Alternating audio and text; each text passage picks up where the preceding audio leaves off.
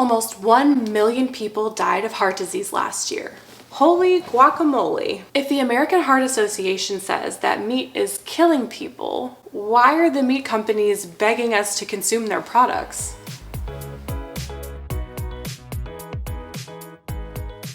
Welcome to Space of Love Health. I'm Caitlin Simonette, a registered nurse who spent the last 6 years traveling in ERs all across America so you don't have to. Almost 1 million people died of heart disease last year. Holy guacamole. What does the American Heart Association have to say about it? Eat fruits and vegetables, whole grains, and mostly plant protein. If you eat meat, make sure it's lean. Why do we care if meat is lean? Because saturated fat clogs arteries, leading to heart attacks and death. Meat isn't the only source of saturated fat. For example, 1 tablespoon of coconut oil has 13 grams of saturated fat, which is 65% of the daily recommended intake. Perhaps it's because, by and large, animal products contain considerably more cholesterol and saturated fat versus plants, which contain 0 cholesterol and a fun variety of all kinds of healthy fats. This is where things get interesting. The USDA recommends a daily saturated fat limit of 10% of total calories. So, if you follow a standard 2,000 calorie diet, you should consume only 22 grams of saturated fat per day. Hold the phone. According to the USDA's nutrition database, if you were to eat a sausage, egg, and cheese croissant for breakfast and only 3 ounces of lean beef for dinner, that's less than a palmful.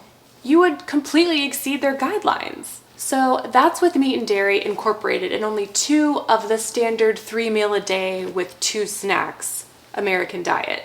It's easy to see how saturated fat intake can quickly spiral out of control, especially when, culturally, a reported 99% of Americans eat animal products regularly. Meanwhile, the latest data shows that meat industry advertising is only increasing year after year. If the American Heart Association says that meat is killing people, why are the meat companies begging us to consume their products?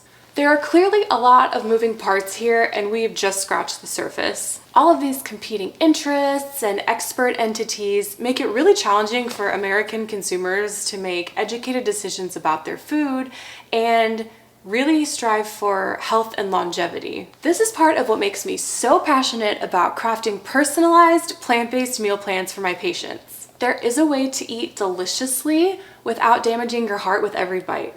If you don't want to be 1 in a million, check out the link to our medical practice, Emerald Oak Wellness, in the show notes. I'd love to hear from you. How much saturated fat have you had today? I've got coconut curry on the stove for dinner, so that'll be my fix. Until next time, stay happy and healthy, everybody. Bleh, bleh.